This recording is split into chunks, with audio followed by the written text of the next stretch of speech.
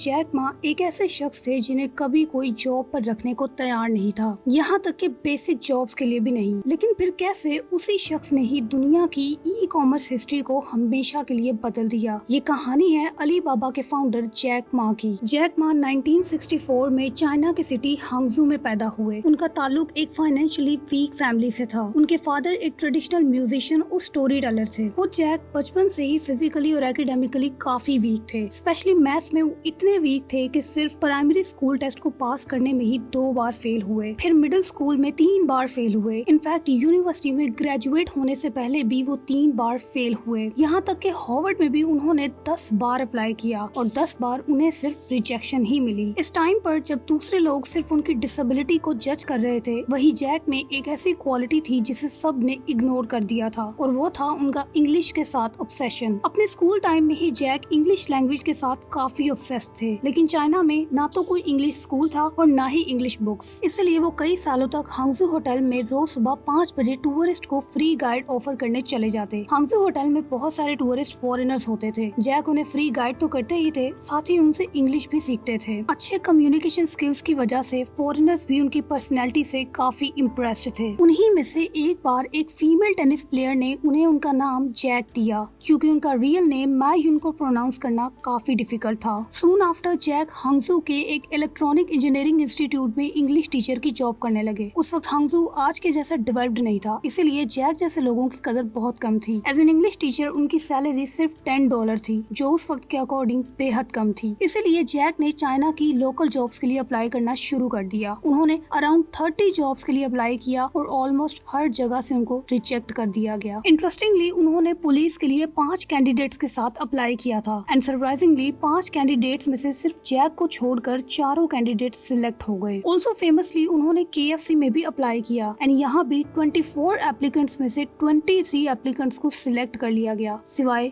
Jack Ma के। इस point पे जैक को रियलाइज हुआ कि अब चाइना में उनको जॉब मिलना इम्पॉसिबल था। इसीलिए 1995 में वो पहली बार USA गए, जहाँ वो हाईवे बिल्डिंग का काम करने लगे, इस बात से अनजान कि उनका ये फैसला ही उनकी जिंदगी बदल देगा। कुछ टाइम बाद USA की एक बिल्डिंग सियाटल में जैक के पुराने दोस्त सैम ने उन्हें पहली बार इंटरनेट के बारे में बताया और जैक को अपना ऑफिस भी दिखाया। जैक को इंटरनेट काफी स्ट्रेंज चीज लगी, क्योंकि चाइना में उन्होंने कभी इंटरनेट जैसी कोई चीज देखी ही नहीं थी। उन्होंने पहली बार गूगल पे सिर्फ एक सिंपल वर्ड बियर को सर्च किया। स्क्रीन पर डिफरेंट कंट्रीज जैसे अमेरिका, जर्मनी और जापान की बियर्स अपीयर हुई, लेकिन जैक ने नोटिस किया कि इनमें चाइना बियर नहीं थी। इस चीज ने उनको काफी सरप्राइज कर दिया था, और साथ ही ये भी रियलाइज करवाया कि चाइना इंटरनेट की दुनिया में ऑलमोस्ट इनविजिबल है। उस वक्त चाइना में बहुत कम लोग इंटरनेट को समझते थे, लेकिन जैक मा को लग रहा था कि फ्यूचर इसी में है। इसी बिलीफ के साथ उन्होंने अपने दोस्त के साथ पहली और सिंपल सी चाइना पेजेस के नाम से कंपनी शुरू की, एक ऐसी वेबसाइट जो चाइनीज बिजनेस को इंटरनेट पर लाने वाली थी। लेकिन प्रॉब्लम ये थी लोगों का इंटरनेट पर ट्रस्ट न करना, कंफ्यूजन और इंटरनेट का स्लो होना। इसीलिए उनका ये स्टार्टअप पूरी तरह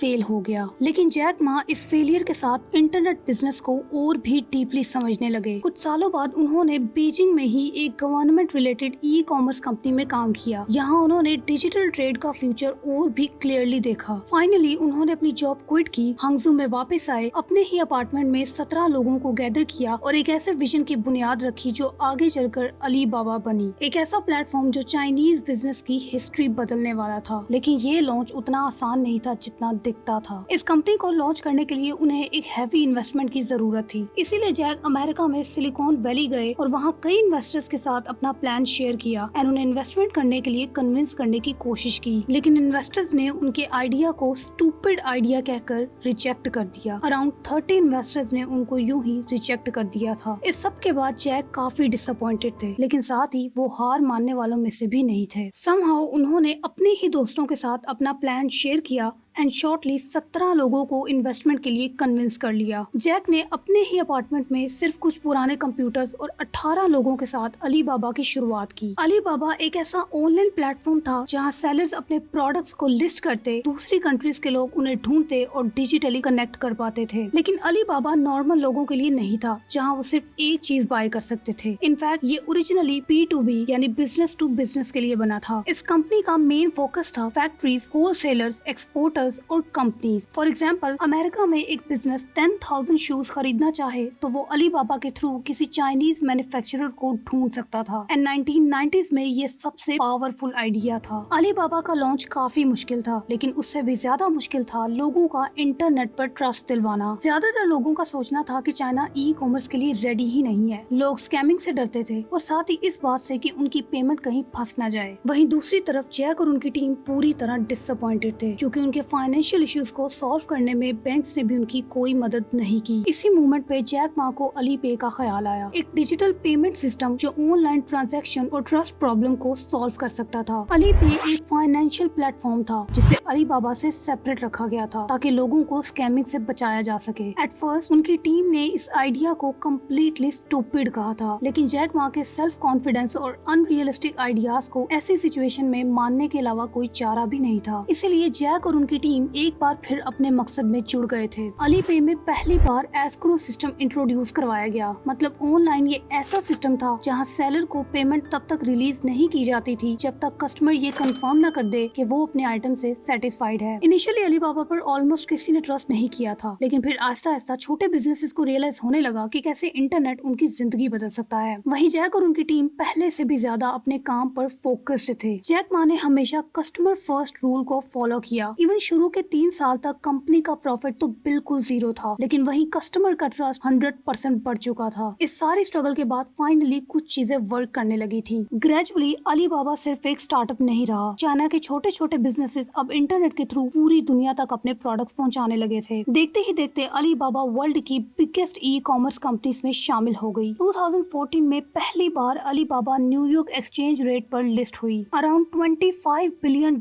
के साथ ये उस वक्त का बिगेस्ट आईपीओ था। जिस कंपनी को लोगों ने ट्रस्ट नहीं किया और जिसे इन्वेस्टर्स ने स्टूपिड आइडिया कहा था, आज उसी स्टूपिड आइडिया की वजह से जैक मा दुनिया के रिचेस्ट एंटरप्रेन्योर्स में से एक बन चुके हैं। इसीलिए जैक मा ने कहा था, today is tough, tomorrow will be tougher, but the day after tomorrow is beautiful, but most people die tomorrow. अगर आपको ये स्टोरी अच्छी लगी तो नेक्स्ट स्टोरी के लिए subscribe to my channel and comment down below.